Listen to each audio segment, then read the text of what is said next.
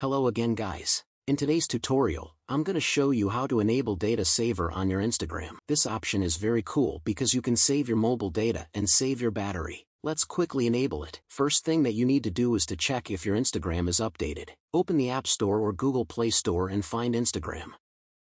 If there is a button Update, click on it and wait a couple of seconds till Instagram installs all features and updates. Now let's open the Instagram app and head over to the profile page. At the top right corner, click on these three lines. Pop-up window will show up with some options. Click on Settings. Now here you can see various options. Scroll down and find an option called Account. Click on it. Here find an option called Data Saver. At the top you can see an option called Use Less Mobile Data. Toggle this on.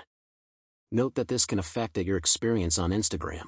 For example, photos and video may take longer to load, so if you want to save your mobile data and save your battery to last longer, use this option. That will be it for this video. Thanks for watching. See you in the next video.